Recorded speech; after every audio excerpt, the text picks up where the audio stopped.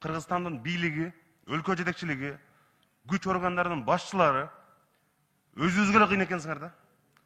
Ушу 5-6 саясатчыны камап, 5-6 бизнесменди камап, кыстырып, анан YouTube'га чыгып койсоңор, ушу өлкөнү башкарып атабыз, биз кыйынбыз, биз лидербиз деп ойлоду. Өлкөнү башкарыш үчүн чек араны коргош керек. Жарандарыңы сакташ керек. Бир тал чачын түшүрбөй кырмаш керек биздин жарандарды деп. Урматтуу туугандар,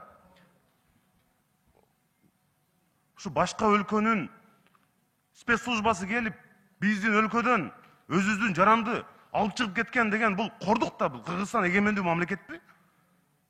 Парламенттик өлкө болгондо азыр четинен баарынын отставкасын талап кылышыбыз керек эле. Бирок тилекке каршы биздин колдон келбейт. Бирок мен ошол жерде күч орган жетекчиси болуп отурсам, отурбайт болчумун. 1 саатта кармабайт болчумун. Каяктан алып чыгып кетти? Чек ара кызматынын башчысы. Сиз кантип отурасыз? Сиз кетишиңиз керек да кызматтан. Кыргызстандын жаранын каяктан алып чыгып кетти? Асмандан алып чыгып кетти. Эмне бул? Бул жазасын алыш керек сөзсүз. Мына азыр албасаңар, буюрса 5 жыл, 10 жыл, 15 жыл сөзсүз аласыңар. Анткени силер шалаакылыкка жол бердиңер. Экинчиден бул чыккынчылыкка тете.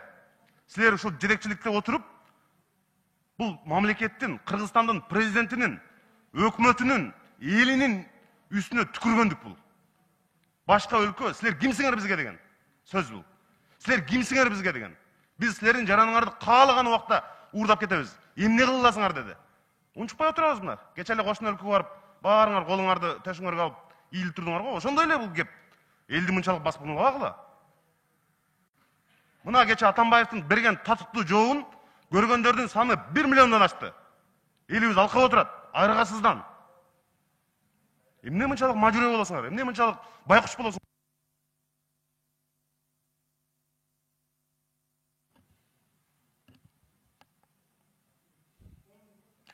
Тышкы иштер министрлиги Түркиядагы биздин элчини консультация үчүн чакырасыңарбы, эгерде түрмөгө киргизбей, маалымат алдырбай койсо мисалы.